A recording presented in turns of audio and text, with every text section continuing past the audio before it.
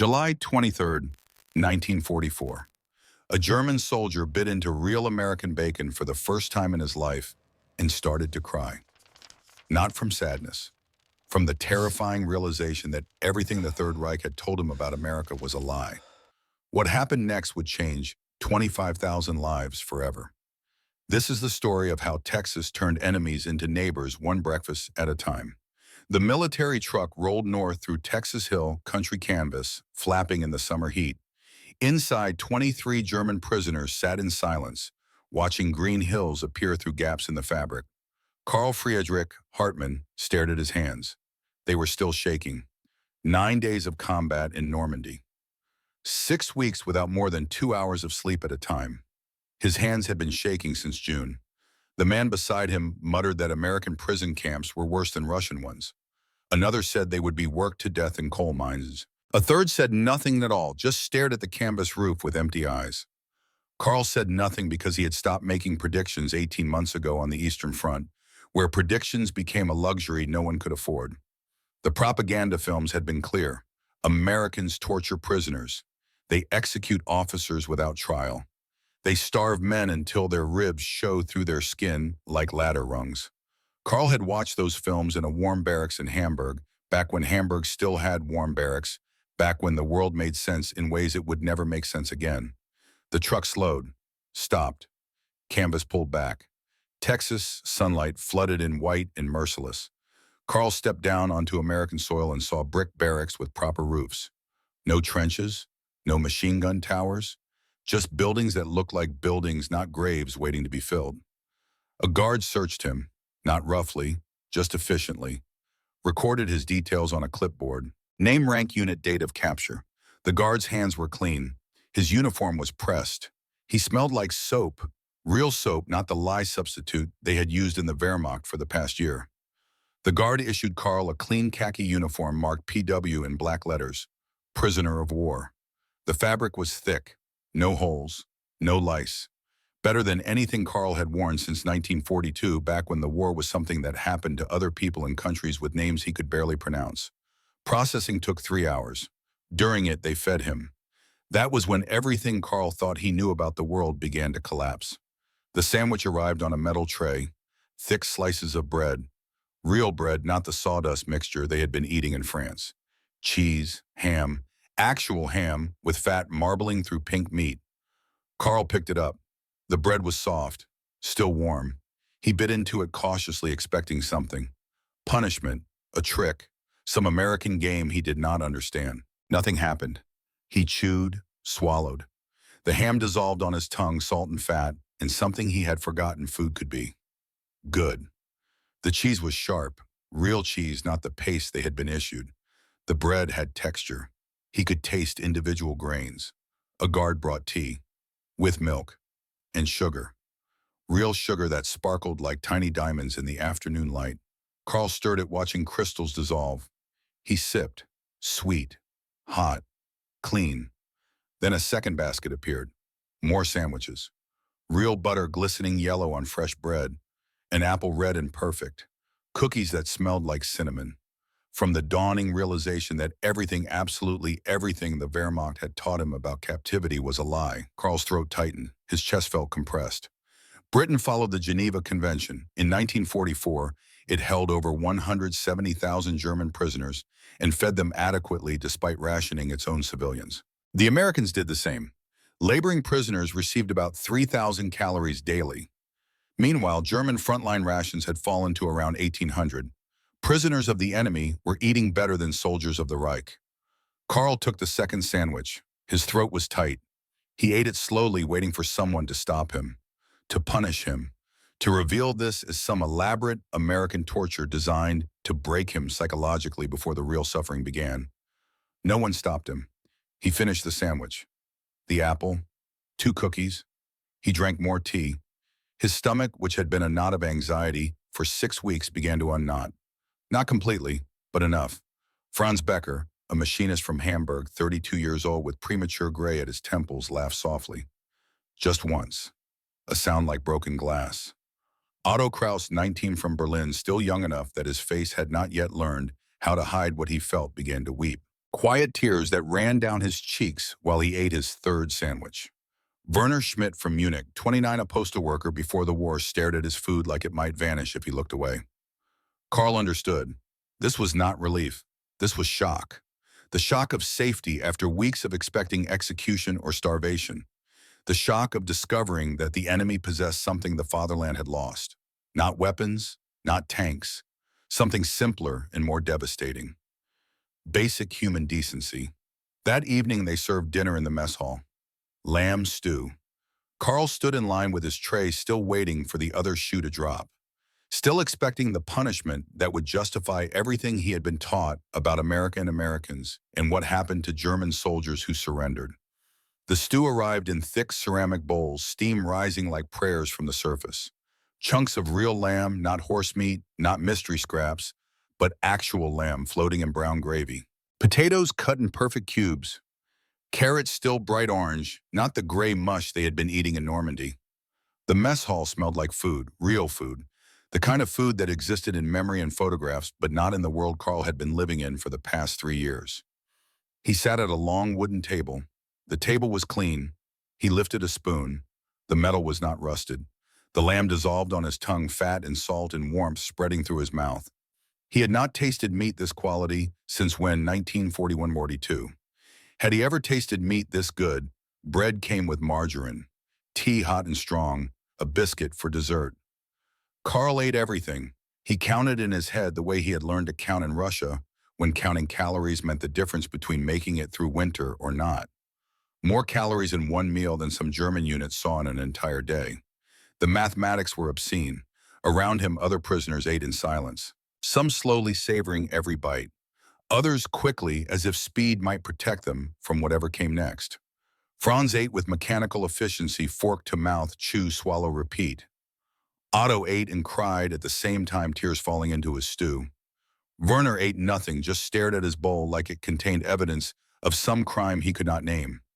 Karl thought about Hamburg, about his wife Anna and their daughter Elizabeth, 4 years old when he left now. 4.5, maybe 5 if she had lived. If they had lived. The last letter had been August 1943, before the firebombing. Before Operation Gomorrah turned Hamburg into a vision of hell that Dante himself could not have imagined. 35,000 civilians dead in 1 week. The apartment building where Anna and Elizabeth lived had been in the target zone. Karl did not know if they had survived. He had been in Russia when Hamburg burned. By the time news reached his unit, Hamburg was already ash. He had written letters. They had gone into a void. No responses came back. The Wehrmacht did not prioritize mail to soldiers whose families might be dead. So Karl ate his lamb stew in a clean mess hall in Texas and did not know if his wife and daughter were alive or dead. He ate and felt simultaneously grateful and guilty. Grateful for the food, guilty for the gratitude. That night they assigned him a barracks. Wooden building, 40 bunks, 20 on each side. Karl got a straw mattress. Not soft, but not frozen ground. Not mud. Not the corpse of whoever had been sleeping in that spot before the artillery round landed. Just a mattress that crinkled when he lay down. 2 wool blankets, both intact, no holes. They smelled like soap, actual soap, not the chemical burn of lye. Above him, wooden slats and a real roof. He could not see stars, could not see the sky, just ceiling, solid, permanent, real. Around him, other men settled into bunks. Some talked in low voices. Others said nothing. Franz climbed into the bunk below Karl's and lay there in silence. Otto in the bunk across the aisle curled into a ball and pulled his blanket over his head. Werner sat on the edge of his mattress, hands clasped between his knees, staring at the floor. Outside, cicadas sang. That was all. No artillery, no mortar fire, no screaming, just cicadas and the soft rustle of men trying to sleep in a place where sleep was actually impossible. Karl lay on his back and stared at the ceiling. His hands had finally stopped shaking. That felt significant, like some invisible line had been crossed. For the first time in 18 months, his hands were still. He thought about the sandwich, the second one with butter. The way the butter had been real butter, yellow and soft, not the gray substitute they had been eating since 1942. He thought about the guard who had brought it. An American soldier who could have spit in his food or thrown it on the ground or done any number of things to humiliate him, who instead had simply placed it on the tray and moved on. That simple act of normalcy was what broke something inside Carl. Not cruelty, not torture, just the mundane kindness of being treated like a human being who deserved to eat. Carl closed his eyes. For the first time since May, he fell into deep sleep. No dreams, no nightmares of Normandy beaches or Russian winters, just darkness and silence, and the profound relief of being, for the first time in years, safe. Morning came at 0600. A bell rang, not artillery, not an air raid siren, just a bell. Carl woke slowly, confused by the absence of adrenaline. His body did not know how to wake up without fear anymore. For a moment he could not remember where he was. Then memory returned.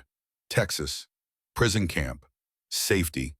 They served breakfast in the mess hall. Porridge, bread with jam, real coffee. Not acorn substitute, not chicory. Actual coffee that smelled like coffee, weak but unmistakably real.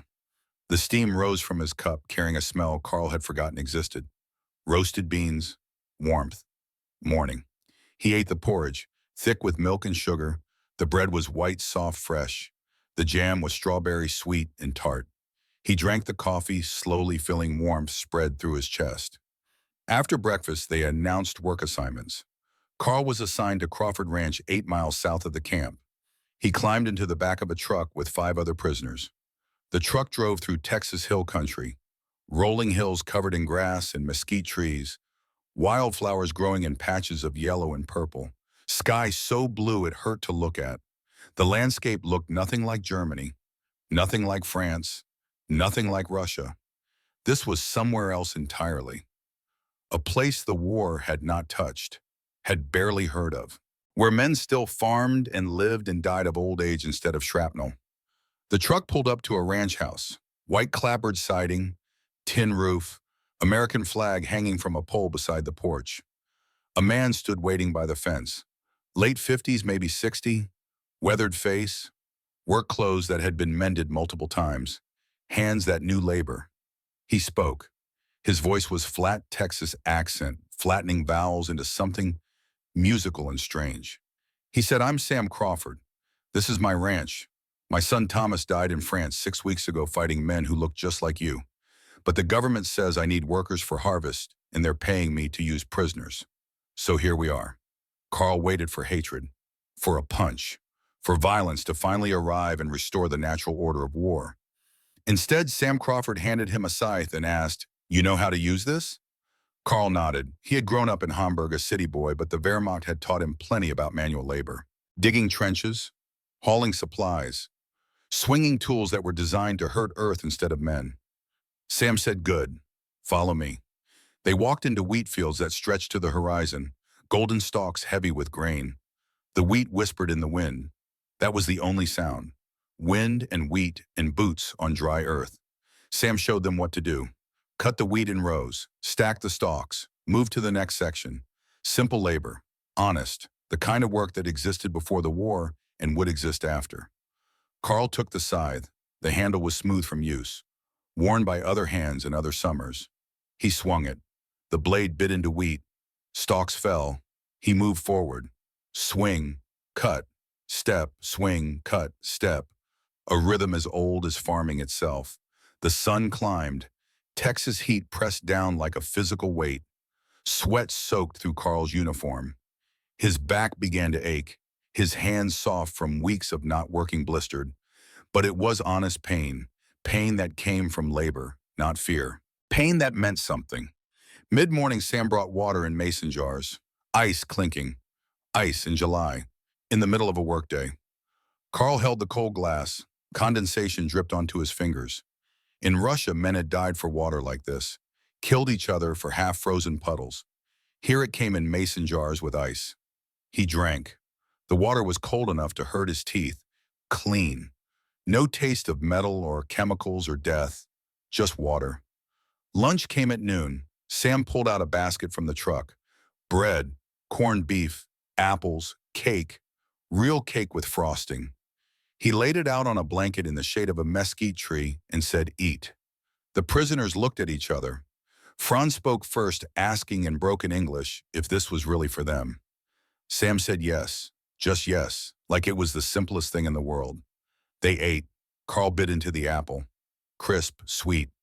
Juice ran down his chin. He ate the corned beef sandwich. The beef was salty, fatty, real. The bread was thick. He ate a slice of cake. Chocolate with vanilla frosting. Sugar exploded on his tongue. More food at this midday break than some Wehrmacht units received in 2 full days. The absurdity was staggering. Sam Crawford sat under the tree and ate his own lunch. He did not watch them, did not supervise, just ate and looked out at his fields. At one point, he said almost to himself, Thomas loved harvest season. Used to help me from the time he could walk. Good kid, strong, never complained about the work. None of the prisoners responded. What could they say? Franz kept eating. Otto stared at his cake. Werner looked away. After lunch, they went back to work. The afternoon was hotter, longer.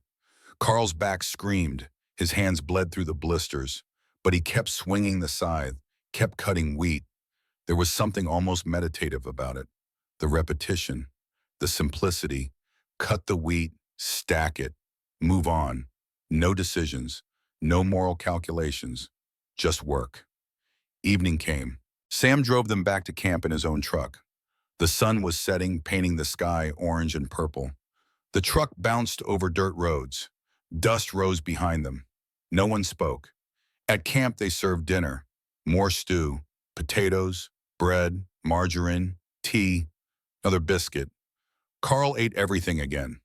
His body was learning to expect food, learning to trust that tomorrow would bring more meals. That trust felt dangerous, like something that could be taken away. 4 weeks passed in the same pattern. Work at 0600. Breakfast first. Real food. Porridge or eggs, or sometimes pancakes with syrup. Then the truck to Crawford Ranch. Hours in the wheat fields. Lunch. More work. Back to camp. Dinner. Sleep. Repeat. Carl gained 14 pounds. His uniform was tighter across his shoulders. Franz gained 17. Otto gained 21. The camp doctor conducted fortnightly health inspections. His notes showed the average German prisoner at the camp had gained 13 pounds in the first 8 weeks. The doctor attributed this to adequate nutrition and absence of combat stress. Carl attributed it to eating 3 meals per day and not being shot at. In September, Carl was reassigned to a textile mill in Fredericksburg, 19 miles southwest. The mill processed wool for military uniforms.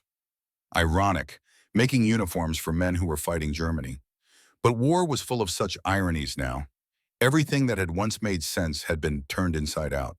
The work was indoors. Carl operated a carding machine that aligned wool fibers. The machine was loud, a rhythmic clacking that drowned out thought. But the mill was heated, 64 degrees, while outside temperatures dropped to 48. Carl had not worked in a heated building since before conscription. The warmth alone was worth more than the wages. The mill paid prisoners 6 cents per day in camp tokens. Not real money, tokens that could only be spent at the camp canteen. But still, payment for labor, recognition that work had value. Carl accumulated tokens. At first, he saved them, not knowing what to do with accumulated anything. Then Franz told him about the canteen. The canteen sold cigarettes, sweets, toiletries, writing paper, and beer. Beer. German prisoners of war were permitted to purchase beer. Carl stood in the canteen holding 3 bottles. American lager, weak by German standards, but cold, legal, available. He took them back to the barracks and opened one on a Tuesday evening while Franz and Otto played cards on Otto's bunk. The beer was cold, fizzy, tasted like water and grain and almost nothing at all. But it was beer, and he was drinking it in captivity. While officially a prisoner of war, Franz saw him drinking and said, "This is the strangest war I've ever fought." Carl could not disagree. They played cards that night, drank beer, talked about nothing important: the wheat harvest, the mill work, the weather, small talk, the kind of conversation people have when they are not dying, when death is not breathing down their necks, when tomorrow is something they can assume will arrive. At some point, Otto asked if anyone thought the Americans were trying to make them soft. so they would not fight if they escaped. Werner, who still rarely spoke, said, "Who would escape from this?" The question hung in the air. No one answered it. Carl thought about that question later, lying in his bunk. Who would escape? Where would they go? Back to Germany, where cities were rubble and the economy was ashes. Back to the Wehrmacht, where rations had fallen below survival levels. Back to the war which everyone knew was lost, which was only continuing because no one had the courage to admit it was over. No one would escape from this. This was better than anything waiting for them in Germany. That was the truth Carl could not say out loud, could barely admit to himself. That captivity in Texas was the best thing that had happened to him since 1941. October came. The weather cooled. Carl had been in Texas 3 months. 3 months of regular meals and safe sleep and work that did not involve killing or being killed. 3 months of slowly learning to trust that tomorrow would be like today, that the world could be predictable in ways that were not about predicting how you would die. Then the letter arrived. Red Cross mail call came on a Thursday afternoon. Carl was at the mill when the guard told him he had mail. His heart stopped. Mail meant contact with the outside world. Mail meant Anna, or news about Anna, or confirmation of what he already suspected deep in his bones. The letter was thin, lightweight. Carl held it up to the light and could see writing through the paper. Anna's handwriting. He would have recognized it anywhere. Small, precise. The way she wrote shopping lists and birthday cards and letters to his mother. His hands shook as he opened it. Not from fear, from something worse than fear. From hope. The letter had been written in August, routed through Geneva. 2 months to reach him. Anything could have happened in 2 months. But this was what he had, this thin piece of paper with Anna's handwriting. He read it standing in the mill break room, noise of machinery, dull roar in the background. Read it once, twice, 3 times. The words did not change. My dearest Carl, I pray this letter finds you safe. We heard Germany lost Normandy. We heard tens of thousands surrendered to the Americans. I hoped you were among them. Better alive in American hands than dead in France. Hamburg, what does Carl? I don't know how to describe what Hamburg has become. The firebombing last July killed 35,000 in 1 week. Our building burned. We made it to the cellar. Elizabeth screaming. My sister Helga pulling us through smoke. Everything we owned turned to ash. We live with Helga and Heinrich now in Altona. 6 people in 3 rooms. The rations are 1,500 calories per day for adults, less for children. Elizabeth is thin, Carl. So thin. She asks about you every day. She remembers your voice but not your face. I work at the munitions factory. 12-hour shifts. My hands bleed from the chemicals. But the work keeps us fed. Barely. I heard rumors about American prison camps. Some say Americans starve German prisoners. Others say they execute SS officers without trial. Carl, please tell me the truth. I need to know if you're suffering. I need to know if there's hope. We love you. We wait for you. But if you're in pain, if you're starving, I would rather know. Lies are crueler than truth. Forever yours, Anna. Carl read the letter again, then folded it carefully, placed it in his pocket, walked outside into autumn air, sat on a concrete step behind the mill, stared at nothing. Anna was bleeding from chemicals while Carl drank beer. Elizabeth was starving while Carl gained 14 pounds. His daughter could not remember his face, and he was playing cards in a heated barracks. The injustice was staggering. But which injustice, that they suffered while he did not, or that the enemy treated him better than his own country ever had? Both, neither. Carl did not know anymore. The mathematics of survival had become too complex. The moral calculations impossible. Franz found him 20 minutes later, saw his face, asked if everything was all right. Carl showed him the letter. Franz read it, said nothing for a long moment, then said right back, "Tell her you're safe. Don't tell her about the food." Carl said lying seems worse. Franz said truth without context is crueler. That night, Carl sat in the barracks with paper and pen, tried to write, tried to explain, tried to find words that would be honest but not devastating. He wrote, I am well. The Americans follow Geneva Convention. I work on a farm and in a mill. I eat adequately. I am safe and healthy.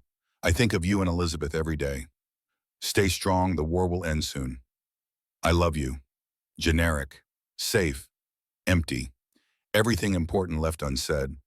He could not write that he had gained weight, could not write that he ate 3,000 calories per day while she got 1,500, could not write that captivity was better than freedom, that the enemy was kinder than the fatherland, that every meal felt like betrayal of everyone still suffering in Germany.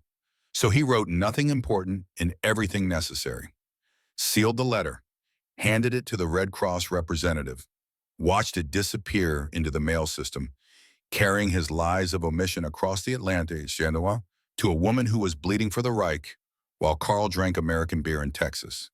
That was how the first 3 months ended, with weight gained and guilt accumulated, with safety purchased at the cost of separation, with the dawning understanding that surviving the war might be harder than fighting it, because fighting only required courage.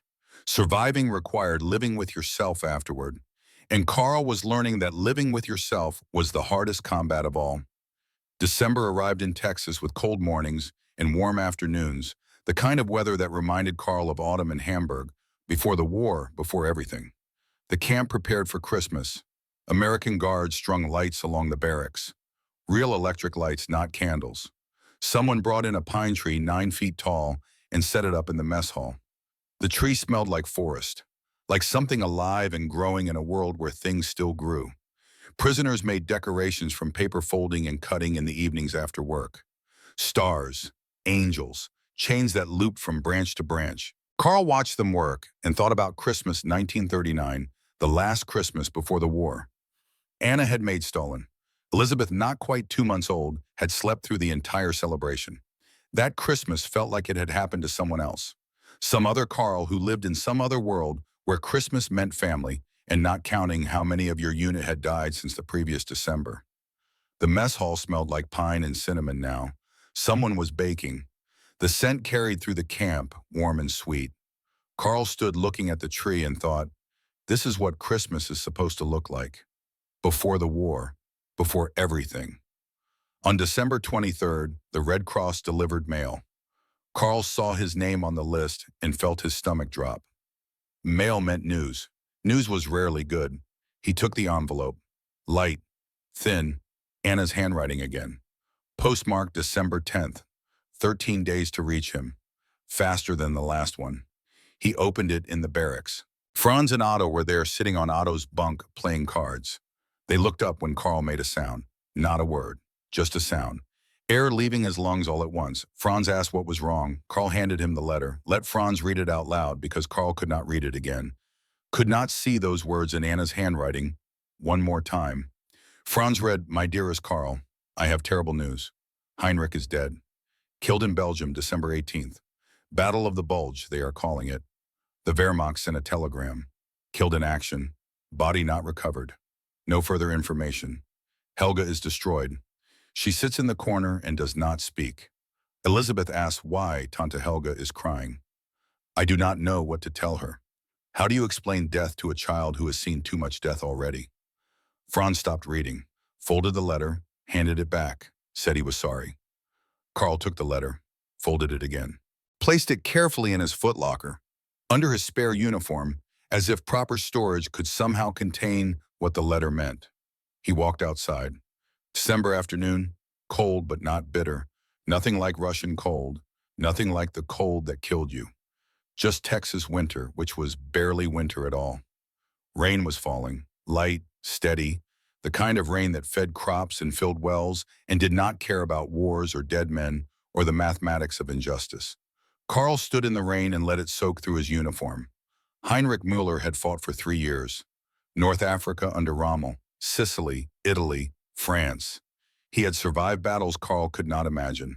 Survived heat and cold and artillery, and everything war could throw at a man. And he died in a frozen Belgian forest on December 18, 1944, while Carl Hartmann operated a carding machine in a heated textile mill in Fredericksburg, Texas, eating 3,800 calories per day, drinking beer on his bunk. Heinrich was dead. Carl was safe. Where was the logic? Where was the justice? Heinrich had done everything the Reich demanded. Been brave, followed orders, fought until they killed him. Carl had surrendered after 9 days in Normandy, given up, quit, chosen life over honor. Heinrich was a hero. Carl was a coward, and Karl was alive. That was the truth that crushed him. Not that Heinrich died, not that Anna and Helga and Elizabeth were suffering, but that Karl's surrender, his failure, his cowardice had saved his life.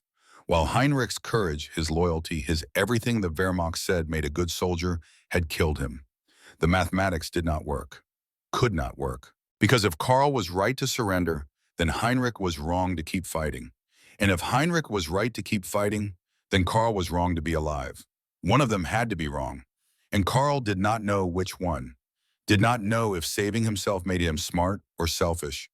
Did not know if Heinrich died for something or for nothing. Franz found him 20 minutes later, still standing in the rain, still trying to figure out which one of them had made the right choice. Franz put a hand on Karl's shoulder and said he was a better man than you. Franz said he was a dead man. You are alive. Neither of you chose this. Karl wanted to believe that. Wanted to believe that choice had nothing to do with survival. That some men lived and some men died, and it was all random, all chance, all the incomprehensible chaos of war, sorting people into piles marked living and dead, without logic or reason.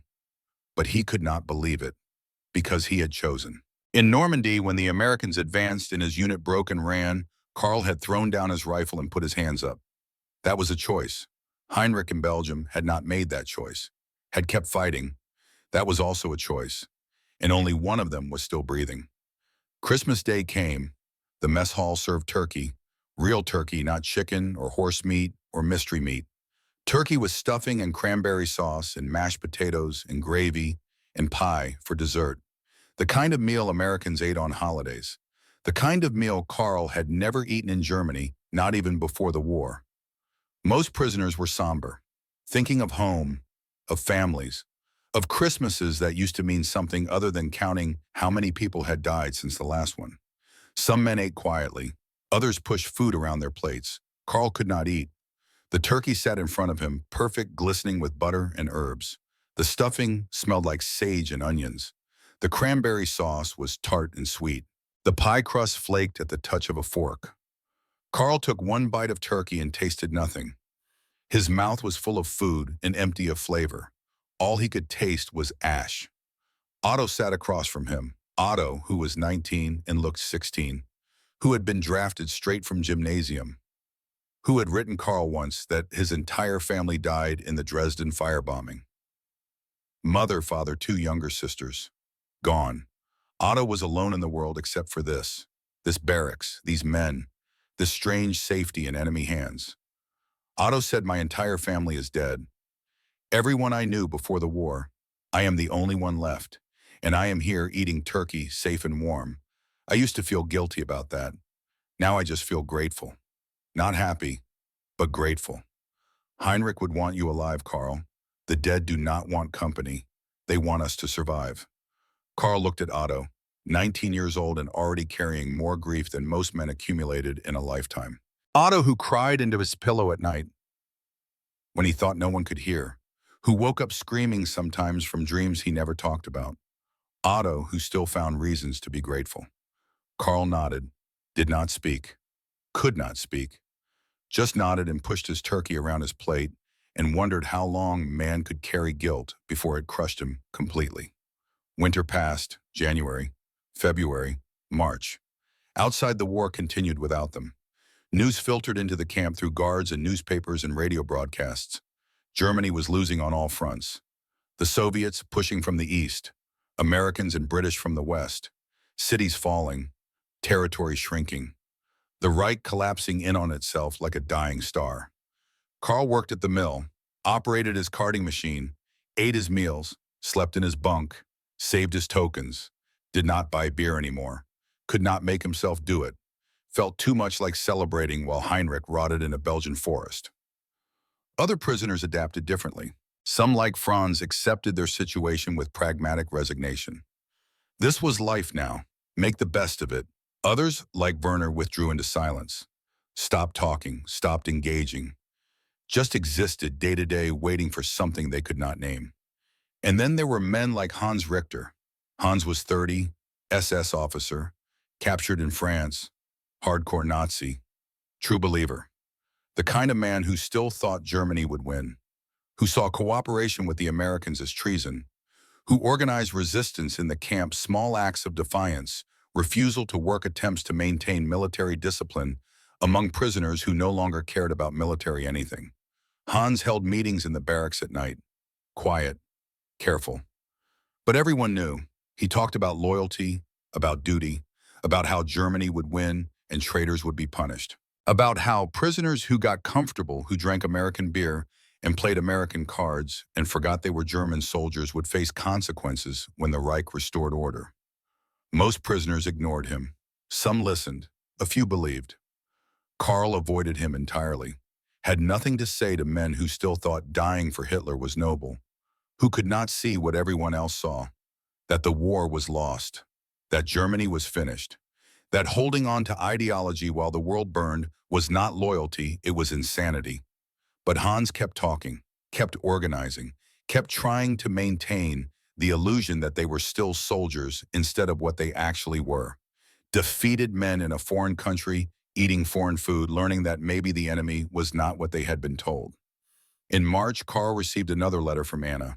This one was longer, written in February, arrived faster. The mail system was improving, or maybe just more mail was moving now that the end was visible on the horizon. Anna wrote about Hamburg, about the slow process of clearing rubble, about German civilians conscripted by British and American occupation authorities to clean up the mess their own government had made, about food still scarce, still rationed, about the Reichsmark worthless now, about jobs impossible to find. She wrote, Karl, if you have opportunities in America, consider them carefully. Germany will take decades to rebuild, maybe longer. A man with a family could do better in Texas than in the ruins of Hamburg. I know that sounds like betrayal, but survival is not betrayal. Elizabeth deserves a future. If that future is in Texas instead of Hamburg, then I understand. Karl read the letter 4 times, then put it in his footlocker with the others, lay on his bunk and stared at the ceiling. Anna was giving him permission to not come home, telling him that staying in America was not cowardice, was pragmatism, was thinking about Elizabeth's future instead of his own pride. The mathematics were clear. Stay in Texas meant steady work, decent wages, safety possibility. Return to Hamburg meant rubble, starvation, occupation, no jobs, no future. But mathematics were not everything. Could he ask Anna and Elizabeth to leave Germany, to cross the ocean to a former enemy country? Could a Wehrmacht soldier become an American resident? Could his daughter grow up American? Could he live with himself if he chose safety over loyalty, or was loyalty to family more important than loyalty to a country that no longer existed? Karl did not know. Spent 3 weeks not knowing. Worked at the mill, ate his meals, slept badly, woke up with the questions still there, unanswered, unanswerable. May arrived. Texas, spring. Bluebonnets blooming along the roadsides, turning fields purple and white. The weather warmed. Work continued. The mill processed wool. The camp served meals. Life went on in the strange, suspended reality of captivity that was more comfortable than freedom had ever been. On May 8, 1945, at 4:32 in the afternoon, the camp loudspeakers crackled to life. An announcement. Germany had surrendered. Unconditional. Total. The war in Europe was over. Karl was at the mill when he heard. The machines went quiet. Everyone stopped working. Guards, prisoners, everyone just stood there processing what it meant. Germany surrendered. The war was over. They had lost. The American guards did not celebrate, did not cheer, just informed the prisoners that the war in Europe had ended. Japan was still fighting. Work assignments would continue until further notice. That was all. Karl walked outside. Afternoon sun, warm, birds singing. The world looked exactly the same as it had looked that morning. But everything had changed. Germany was defeated. The Reich was finished. Everything Karl had grown up believing about German superiority, German destiny, German anything was ash. That evening, the camp served regular dinner. No special meal, no celebration, no announcement, just the regular routine. Stew, bread, tea, biscuit. Karl sat in the mess hall and ate mechanically. Fork to mouth, chew, swallow, repeat. Franz said, "It is over. We lost. Otto said, "What happens to us now?" Karl said, "I do not know." Werner said nothing, stared at his stew. His hands were shaking. Around them, other prisoners ate in silence. Some looked relieved. The war was over. They had survived. Others looked lost. The war was over. Everything they knew was gone. A few looked angry. The war was over, and Germany lost, and all the dying had been for nothing. Karl felt nothing. No relief, no grief, no anger, just emptiness. Like someone had scooped out his insides and left only the shell. That night, he lay in his bunk thinking about Heinrich. 5 months. Heinrich had missed peace by 5 months, died for a regime that was already dead. Karl had surrendered and survived. The randomness was obscene. Nothing about who lived and who died followed any logic. It was all just chance and timing. Karl closed his eyes, tried to sleep, could not. Kept thinking about Heinrich, about Anna, about Elizabeth who did not remember his face, about what came next. What came next arrived in June. American authorities announced that German prisoners would remain in the United States until repatriation could be arranged. Ships were needed to transport American soldiers home from the Pacific. German prisoners would have to wait, maybe months, maybe longer. In July, new regulations arrived. Meals would be adjusted to reflect peacetime rationing. Food would still meet Geneva Convention standards, but would be less generous. American civilians had been complaining.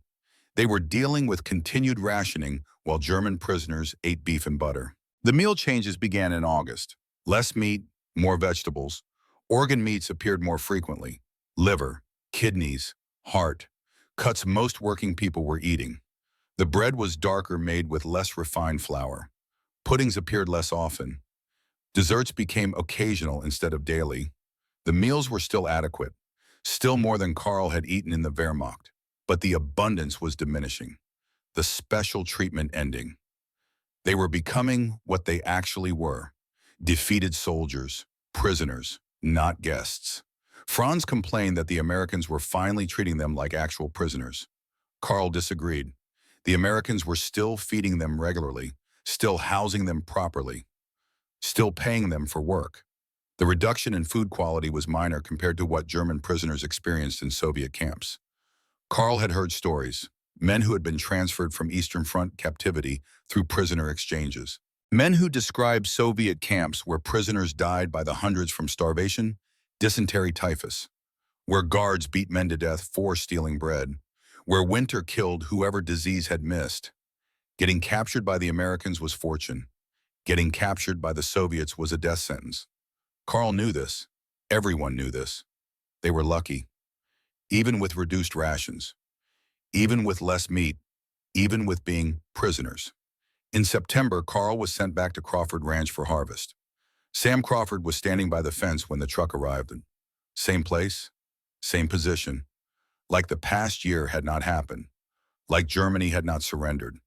Like the world had not ended and begun again. Sam greeted Karl by name. Said Karl, "Good to see you. How have you been?" Simple question. Enormous weight. Sam Crawford remembered his name. After 1 year, after 4 weeks of work in the summer of 1944, Sam Crawford, whose son had died fighting Germany, remembered the name of a German prisoner. Karl did not know what to say. Said he was well. The English word felt inadequate. Not good, not bad, just surviving. They worked the harvest together, Karl and Sam and 3 other prisoners. The wheat was ripe, golden, heavy with grain. Karl swung the scythe in the rhythm Sam had taught him the previous summer. The blade whispered through stalks. The grain fell in neat rows. Simple, honest work. The kind of work that existed before the war and would exist after. The work felt good, muscles remembering, hands knowing what to do without being told. For a few hours, Karl could almost forget. Forget the war. Forget Heinrich. Forget everything except the rhythm. Cut the wheat, stack it, move on. Lunch came. They sat under the same mesquite tree. Sam brought sandwiches, corned beef, cheese, apples, the same lunch as last year. Karl ate and watched Sam look out at his fields. Sam asked, "What are your plans after repatriation?" Karl was honest, said he did not know. Hamburg was destroyed. His apartment was gone. Germany was occupied. The economy did not exist. Jobs were impossible to find. He did not know what he would do. Sam nodded. Long silence. Just birds and wind and the distant sound of someone else's tractor.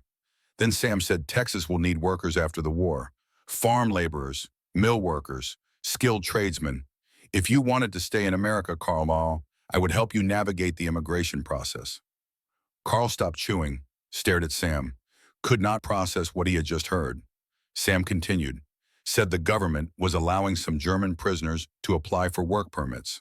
Eventual settlement. Process was complicated, but possible. Sam had already helped 2 others start the paperwork. Could help Carl too, if Carl wanted. Carl could not speak, could not think. Sam Crawford, whose son Carl's countrymen had killed, was offering to help Carl stay in America, offering to sponsor him, to vouch for him, to help him build a life in the country Germany had been trying to destroy. The absurdity was overwhelming. Carl managed to say thank you, managed to say he needed time to think. Sam said take as long as needed, said the offer stood, said to let him know. That night, Carl lay in his bunk and tried to think, tried to calculate, tried to figure out what was right. Stay in America, steady work, safety, opportunity. But asking Anna and Elizabeth to cross the ocean, to leave Germany, to become American, to raise Elizabeth in a foreign country with a foreign language and foreign customs. Return to Hamburg, rubble, hunger, occupation, but home, familiar, German, where Elizabeth could grow up speaking her own language, where Anna had family, what was left of family. The mathematics were clear.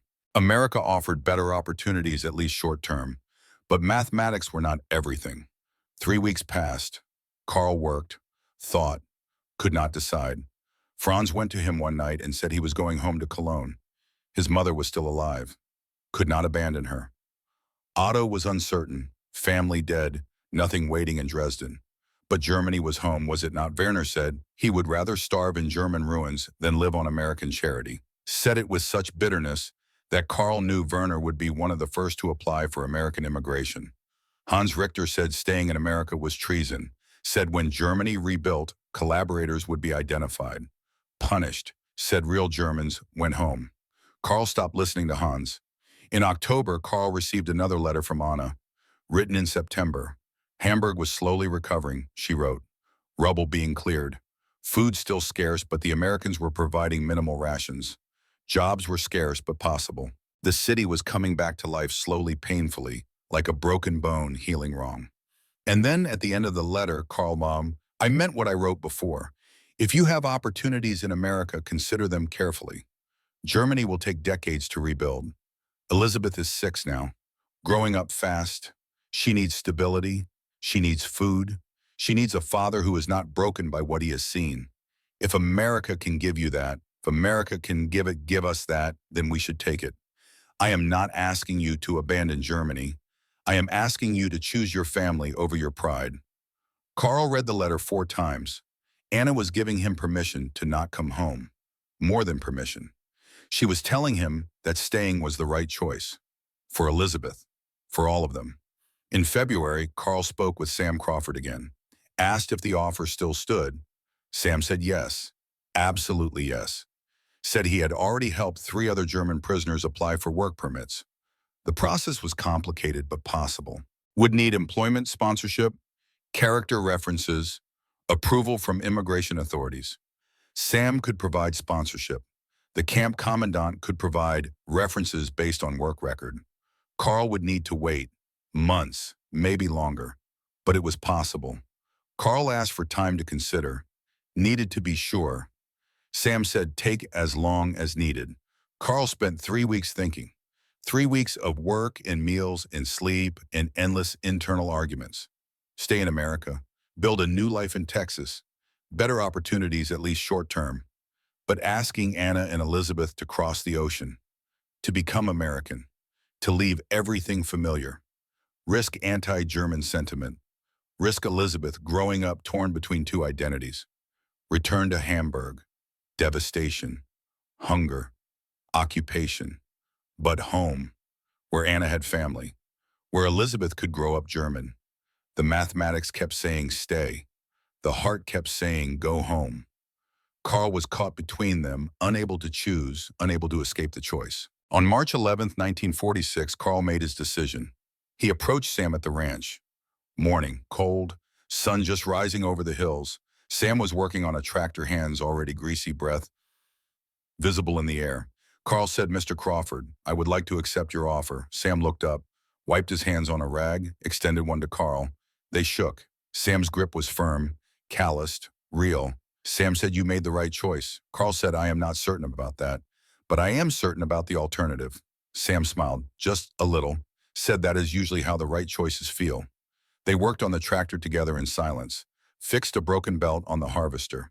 As they finished, Sam wiped his hands on a rag and pulled an envelope from his jacket pocket, worn at the edges. He held it for a moment, then handed it to Carl. "Open it," Sam said. Carl's hands were unsteady as he unfolded the letter inside. The paper was thin, fragile. Thomas's handwriting, dated April 1944. "Read the last part," Sam said quietly. Carl's eyes found the final paragraph. "Dad, we captured some German prisoners yesterday outside casino. Most were just kids, scared out of their minds. One started crying when we gave him food. Made me think about what we're really fighting for. If I don't make it home, I hope someone treats German prisoners the way we'd want our boys treated if they got captured. Not revenge, decency. That's what makes us different from them. That's what makes us American. We prove we're better not by how we fight, but by how we act when the fighting stops." Carl read it twice. His vision blurred. He carefully refolded the letter and tried to hand it back. Sam shook his head. "You keep it. I have it memorized anyway." "Mr. Crawford, I do not know what to say." Sam's eyes were wet, but his voice was steady. "I'm not doing this for you, Carl. I'm doing it for Thomas. My son believed in fairness even in war, especially in war. This is how I honor him. By proving he was right, by showing that decency matters more than hate." Carl could not speak, just nodded and carefully placed the letter in his shirt pocket over his heart. Sam said, "Thomas would have liked you. He believed people were more than the worst thing they ever did. Believed in second chances. I'm trying to believe that too." They stood there in the cold morning air. Two men who should have been enemies. Two men choosing something else. "You made the right choice," Sam said finally. Carl touched the letter in his pocket. "I hope so." Sam smiled just a little. That is usually how the right choices feel. That night, Carl wrote to Anna, told her about the immigration application, about the ranch, about Sam, about the possibility of bringing her and Elizabeth to Texas, asked her to trust him, asked her to be patient, asked her to believe this was the right choice even though he barely believed it himself. The letter went into the Red Cross mail system, disappeared across the Atlantic. Carl waited for a response and worked and tried not to think about all the ways this could go wrong. 6 weeks later, Anna's response arrived. 3 words on the first line. "We are coming." The immigration application took 9 months. 9 months of paperwork and waiting and bureaucracy that moved at the speed of government, which is to say barely moved at all. Carl was released from prisoner of war status in June 1946 but remained in America on a temporary work permit. Not a prisoner anymore. Not a citizen. Something in between. A man with no country waiting for permission to belong somewhere. He moved into a small cottage on Crawford Ranch. 1 room, wood stove, pump for water outside, outhouse 20 yards from the door. Simple, basic, more than he had expected, more than he deserved. Sam paid him standard agricultural wages, $12 per week. Real money now, not tokens. Carl saved most of it, bought only what he needed. Soap, socks, writing paper for letters to Anna. Everything else went into a coffee can under the floorboards. Money for bringing Anna and Elizabeth to America. Money for starting over. He bought English grammar books at a shop in town, studied every evening by lamplight. The language was strange. Too many words that sounded the same but meant different things. Too many rules that broke themselves. But Carl worked at it the way he worked at everything. Methodically, persistently, refusing to quit.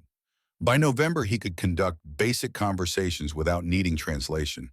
His accent was thick, his grammar imperfect, but he could make himself understood, could ask for things, could answer questions, could exist in English. Martha Crawford helped. Sam had remarried in early 1946. Martha was 52, widow. Her first husband had died in a factory accident in 1941. Her brother had died at Pearl Harbor. She had every reason to hate Germans.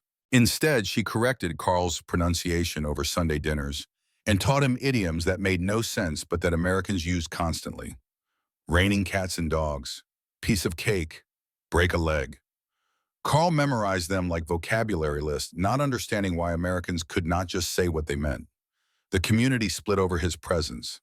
Some welcomed him, others did not. Margaret Wilson lived on the neighboring property. Her husband had died at Anzio. She refused to speak to Carl, would not look at him, crossed the street when she saw him coming.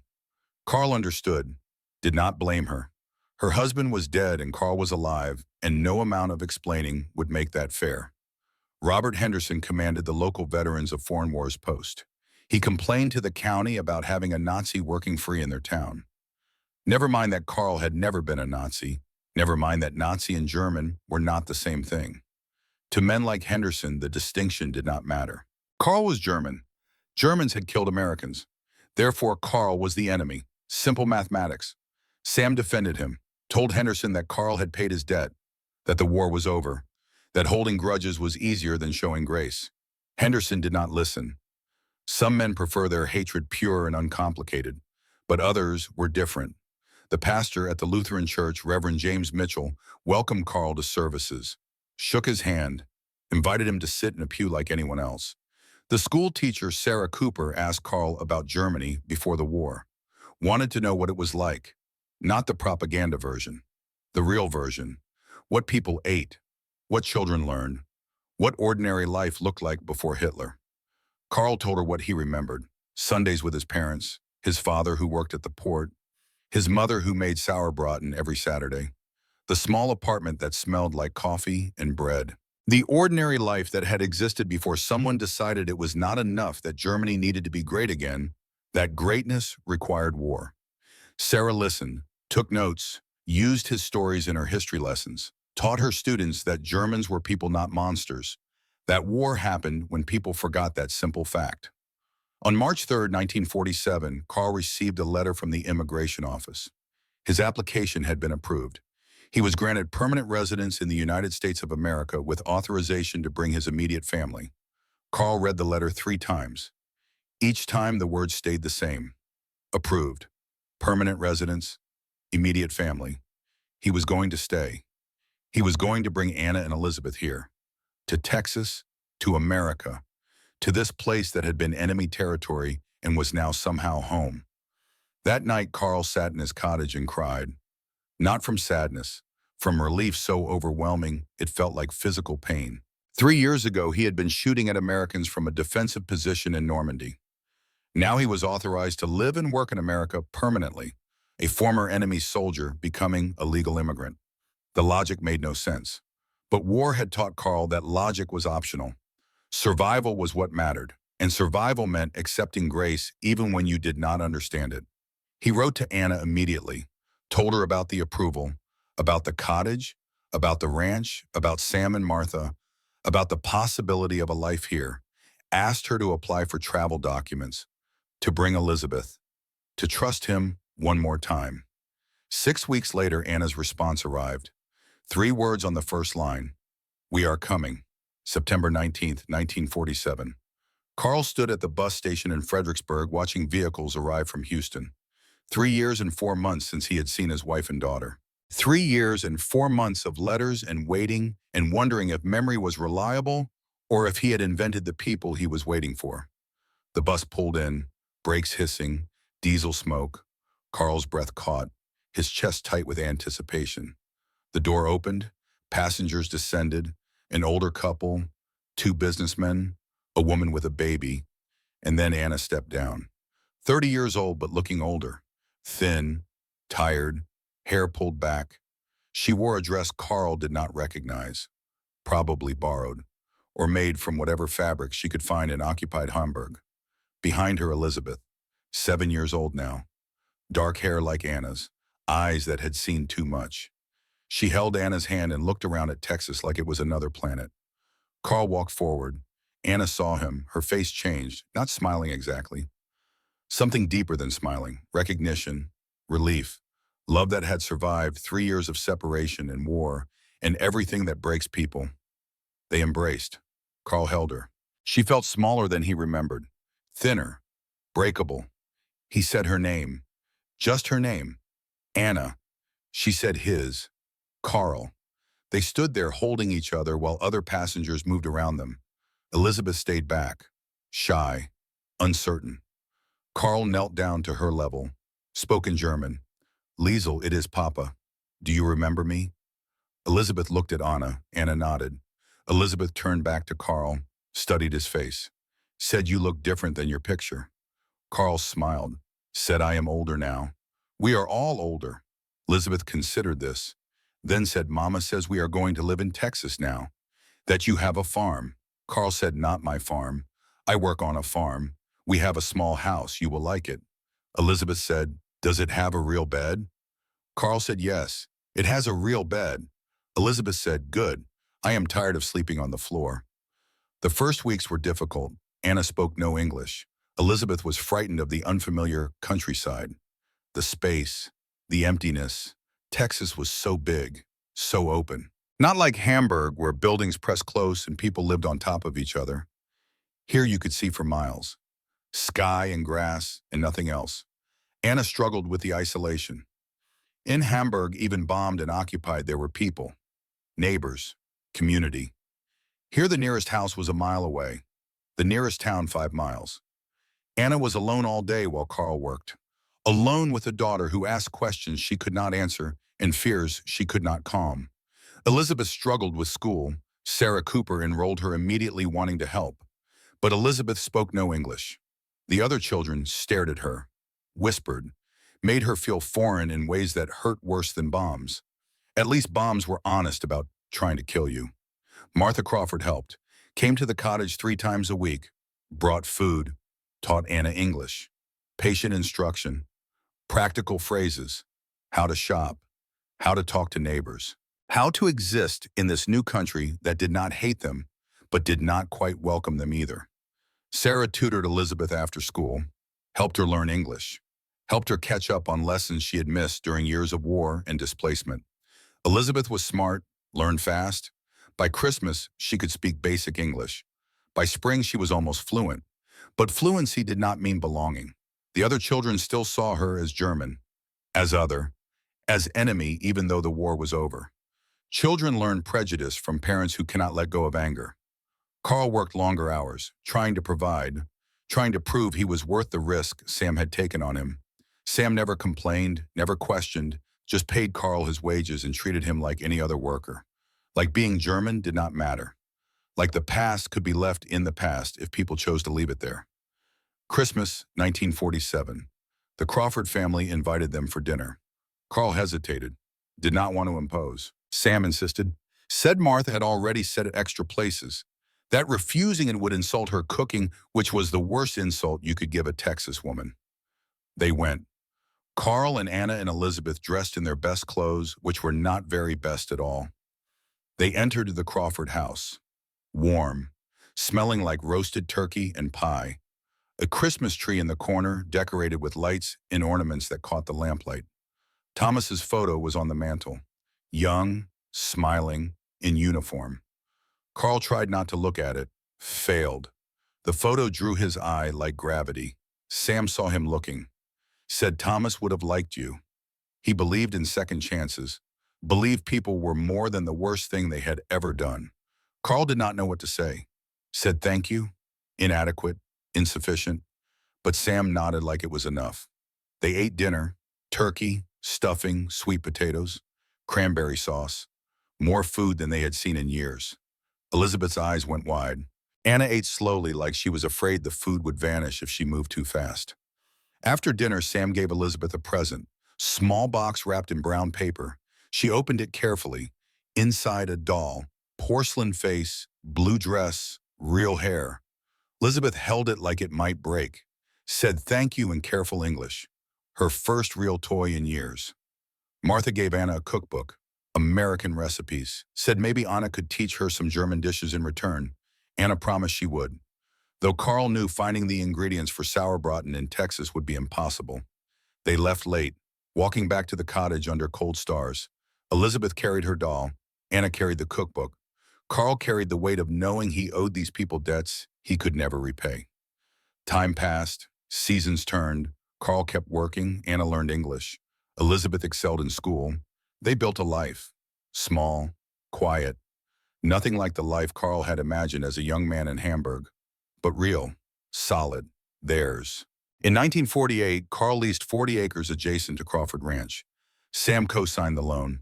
The bank was hesitant. German immigrant, former prisoner.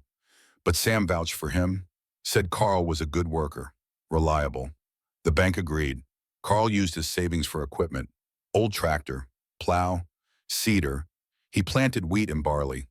The first year was hard, learning American farming, learning Texas soil, learning how to coax crops from land that was generous when it rained and merciless when it did not. The harvest was modest, enough to pay back the loan, enough to save a little, enough to try again next year. In 1949, Anna gave birth to a son. They named him Thomas Samuel Hartman. Thomas for Sam's son, Samuel for Sam. Carl asked Sam's permission first. Sam cried when Carl told him. Said it was an honor. Said Thomas would have been proud. The baby was healthy, strong lungs, good appetite. Anna recovered well. Elizabeth was fascinated by her baby brother. Held him carefully. Sang German lullabies Carl had forgotten existed. Life continued. Work and meals and sleep and the ordinary rhythms of farming, planting and harvest, rain and drought, good years and bad years, the predictable unpredictability of making a living from land. In 1951, Anna gave birth to a daughter. They named her Rachel Ann. Rachel after Anna's mother, who had died in Hamburg. Ann after Martha. Two grandmothers, one German, one American, both honored in the name of a girl born in Texas. Elizabeth was 11 now. Helped with the babies, helped with the farm, grew tall and serious and smart. She spoke English without accent. Spoke German only when Carl insisted. Already becoming more American than German. Already leaving behind the country of her birth for the country of her future. Carl applied for American citizenship in 1952. The application required 5 years of continuous residence. Employment records. Character references. Proof of good moral character, whatever that meant. Sam provided references. So did Martha, Reverend Mitchell, Sarah Cooper, the mill manager from the textile factory, even some of the other farmers. People who had watched Carl work, watched him raise his family, watched him become part of the community despite the language barrier and the accent in the history that could not be erased.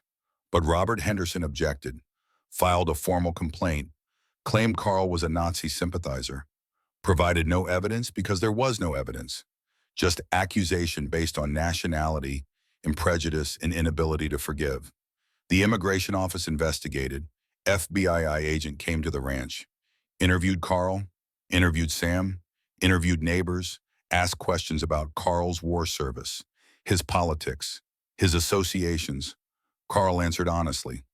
He had been Wehrmacht, not SS, conscripted, not volunteer, fought because refusing meant death, surrendered when opportunity arose, spent 3 years as prisoner, never joined Nazi party, never believed Nazi ideology, just survived. The agent wrote everything down, took notes. Sam testified that Carl was more American in his heart than most men born here, that Thomas would have wanted this, that holding the sins of a government against individuals was how wars started in the first place. The investigation took 4 months, 4 months of uncertainty, 4 months of wondering if Henderson's hatred would be enough to destroy what Carl had built. In October, the decision came. Application approved. Carl was cleared for citizenship.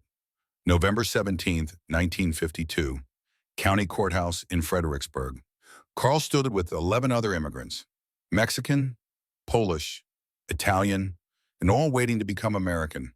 Anna was there, Elizabeth now 12, Thomas 3 years old, Rachel 18 months sleeping in Anna's arms, Sam and Martha, Reverend Mitchell, Sarah Cooper.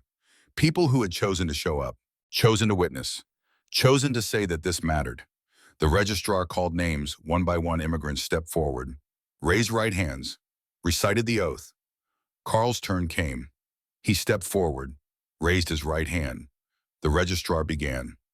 I hereby declare on oath that I absolutely and entirely renounce and abjure all allegiance, infidelity to any foreign prince, potentate, state, or sovereignty of whom or which I have heretofore been a subject or citizen. Carl repeated the words. Renounce, abjure, officially leaving behind Germany, the country of his birth, his parents, his childhood. Everything he had been before the war broke the world. The oath continued, that I will support and defend the Constitution and laws of the United States of America against all enemies, foreign and domestic. Foreign and domestic, Carl's voice broke on those words, against all enemies, meaning Germany, if it came to that, meaning fighting against his own people, if required. The weight of that promise was staggering.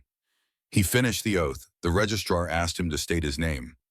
Carl said Carl Friedrich Hartmann, clear English, slight accent that would never fully disappear. But clear. The registrar smiled. Welcome, Mr. Hartmann. You are now a citizen of the United States of America. Citizen. Carl walked back to his seat holding the naturalization certificate. Sat down next to Anna. She took his hand, squeezed. Elizabeth leaned against him. Thomas climbed into his lap. Rachel slept. Carl stared at the certificate. Citizen of the United States of America. He thought about Heinrich dead in Belgium. Thought about Hamburg in ruins. Thought about the path his life had taken. Soldier to prisoner to farmer to American citizen. The logic seemed impossible. But Carl was learning that impossible things happen constantly. That life was full of transformations that made no sense until you lived through them. That becoming American did not mean stopping being German. It meant being both. Holding two countries in one heart. Honoring the past while building the future. Outside the courthouse, Sam shook his hand. Martha hugged him. Reverend Mitchell said a prayer. Sarah congratulated Elizabeth on having an American father now. They went to the truck. Carl sat in the driver's seat. Did not start the engine immediately. Just sat there holding the certificate. Anna beside him. Children in the back. He began to cry. Not from sadness, from relief, from gratitude.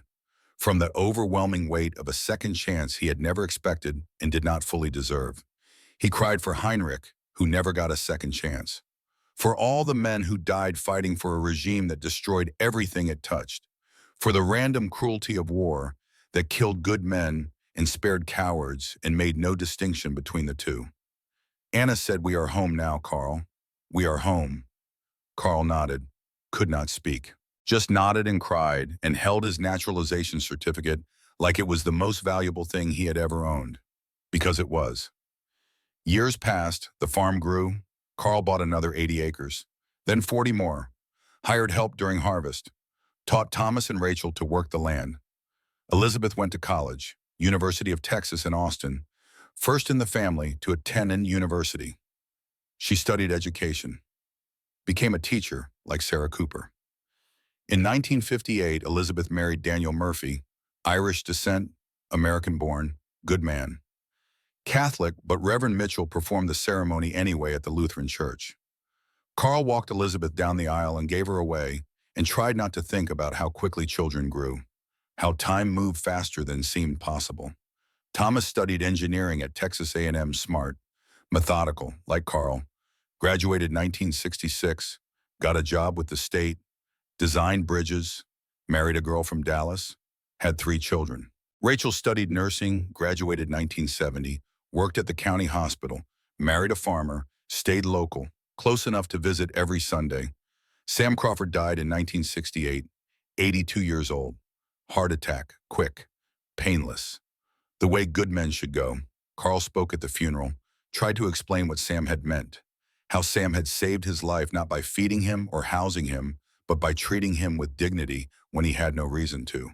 How Sam had proved that enemies could become neighbors if people chose grace over hatred.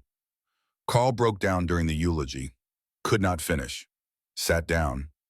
Martha finished for him, said Sam would have been proud. That Carl was the son Sam got to keep. The ranch passed to Martha. She leased most of it but kept the main house. Invited Carl and Anna for Sunday dinners. Tradition continuing even after Sam was gone. Life went on, seasons turned, crops grew, grandchildren arrived, Carl aged, his hands developed arthritis. His back hurt from decades of farm work. His hearing faded, but he kept working, could not imagine stopping. Work was what gave life structure, purpose, meaning. In 1995, the local newspaper asked to interview him for the 50th anniversary of VE Day. Carl hesitated, did not like talking about the war. But the reporter was persistent, said stories like his needed to be told.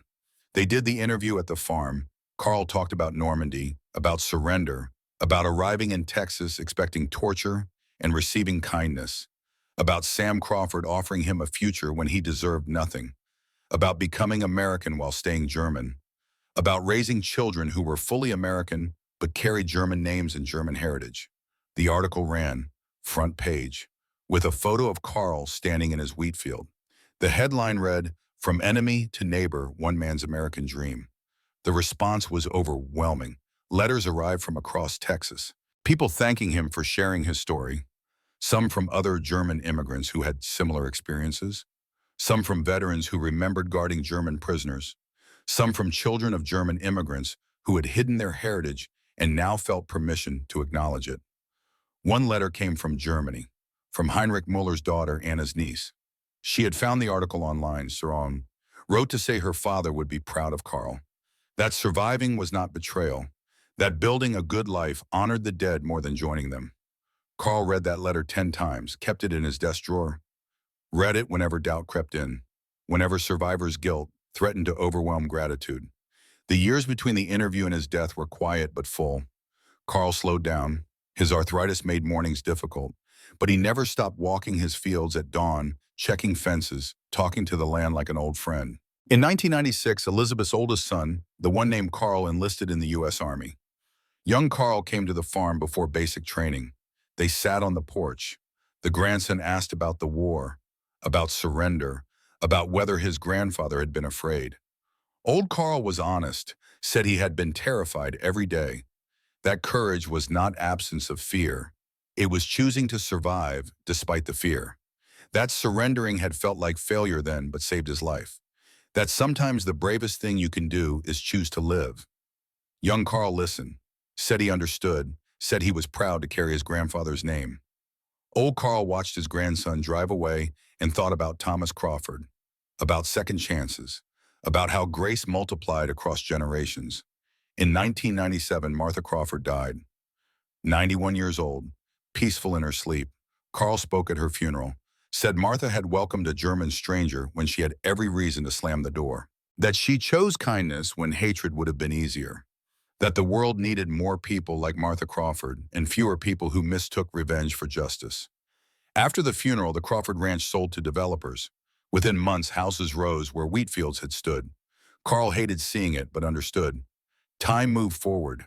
Land changed hands. Nothing stayed the same forever except the choice to be decent. His last year, Carl worked it slower but never stopped. His back complained, his hands ached. But he still woke at dawn, still checked on the animals, still believed that honest work gave life meaning. March 14th, 1998, a Saturday morning, clear sky, cool air. Carl went to the barn to check on a cow that was close to calving. He talked to her while checking the stall, told her everything would be fine. That new life was worth the struggle. His heart stopped quickly. No pain, just a moment of pressure in his chest, then nothing. He sat down against the barn wall and closed his eyes. Anna found him an hour later when he did not come back for breakfast. She knew immediately. Sat down beside him, took his hand, said goodbye in German, then in English, covering both the countries that lived in his heart. He was 78 years old. The funeral was held at the Lutheran Church. Reverend Mitchell had retired, young pastor now. But Mitchell came for the funeral, insisted on speaking, said Carl Hartman was proof that grace was possible even in war, that former enemies could become family, that America at its best welcomed people who wanted to build instead of destroy. Over 150 people attended, farmers whose families had worked alongside Carl for decades, neighbors who had known the Hartman family for generations, Carl's children and grandchildren, friends from town. Margaret Wilson came too. She was 84 now, walked with a cane. She approached Anna after the service. The two women had not spoken in 5 decades. Mrs. Hartman, Margaret said. Her voice was soft. I wanted to tell you something. About Carl. Anna waited. In 1983, my barn caught fire. Middle of the night. Carl saw it from your place. He came running, helped me get the horses out. Stayed until the fire department arrived. Never said a word about it afterward. I thanked him. He just nodded and left. Margaret's eyes filled. I was cruel to him for 30 years. Refused to speak. Crossed streets to avoid him. And when my barn burned, he ran toward the fire. Not away. Toward. She paused. I wasted so many years on hate. Your husband was a better person than I ever was. I am sorry I waited until he was gone to say it. Anna took Margaret's hand. He would have forgiven you. He forgave everyone, even himself eventually. Margaret nodded, squeezed Anna's hand, said he was a good man, better than most men born here.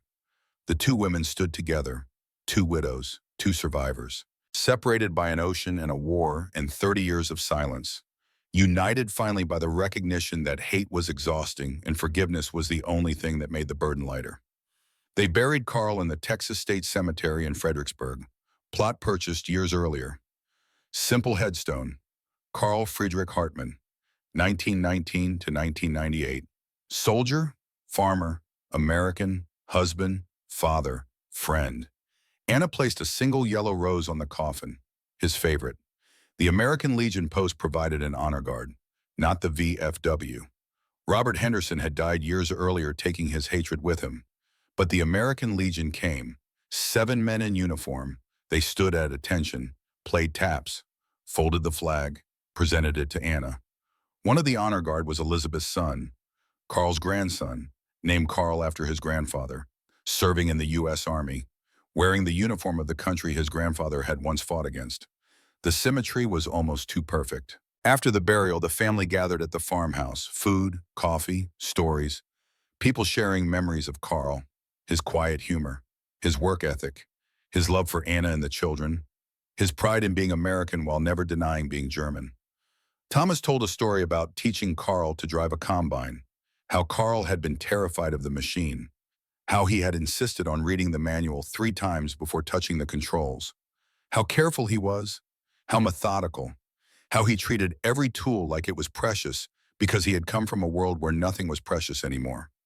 Rachel told about Carl teaching her German, how he insisted she learn even though she complained that nobody spoke German in Texas, how he said knowing where you came from mattered even if you never went back, how language carried history, how forgetting was dangerous.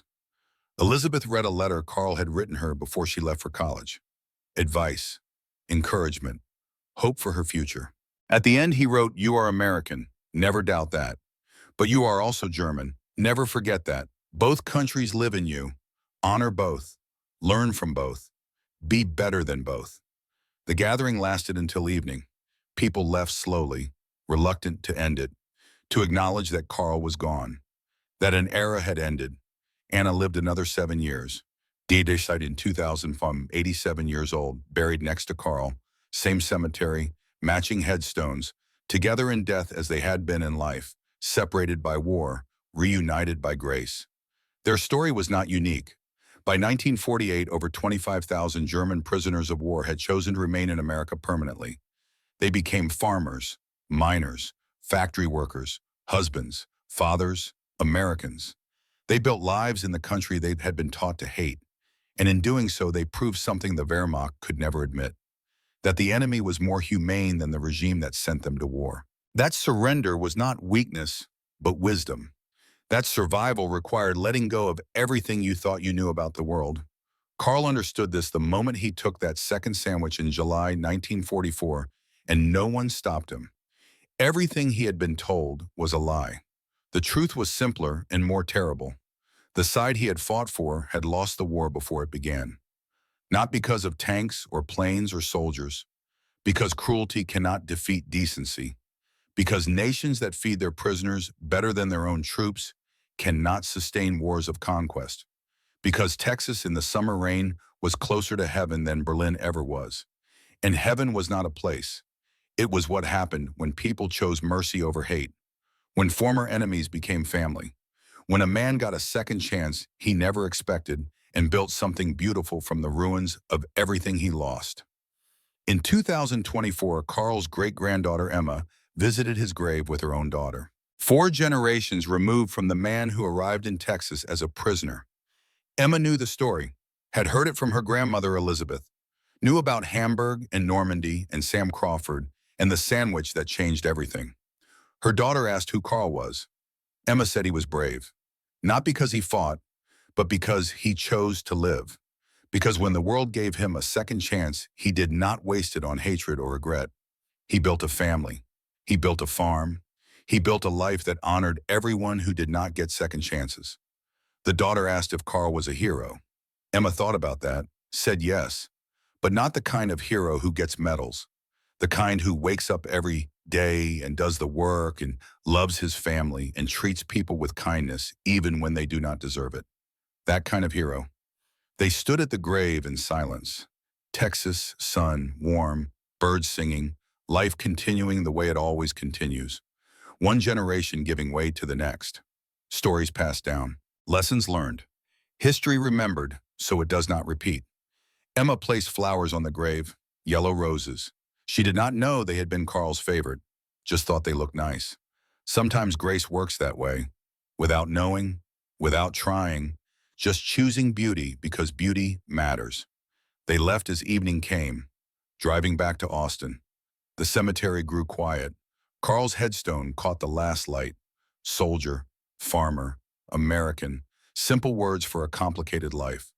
But truth often was simple. The complicated part was living it. Somewhere in the distance, wheat fields swayed in the wind, golden, heavy, ready for harvest. The same wheat Carl had cut with a scythe in 1944 when the world was ending. The same wheat that grew now 80 years later in a world that had ended and begun again. The wheat did not care about wars or nationalities or who had won or lost. It just grew, season after season, persistent, resilient. Proof that life continues even after everything falls apart. That was Carl's legacy, not heroism, not sacrifice, just persistence. The stubborn refusal to let war have the last word. The choice to build when destruction would have been easier. The faith that tomorrow could be better than yesterday if people worked hard enough and loved deeply enough and forgave often enough. In the end, Texas really was heaven, not because it was perfect, but because it was possible, because second chances were real, because a German soldier could become an American farmer, because enemies could become neighbors, because grace, when given freely, multiplied beyond measure. Carl Friedrich Hartmann proved that, one sandwich at a time, one day at a time, one choice at a time, until the choices added up to a life worth living, a family worth building, a future worth believing in. That was his story, and it was enough.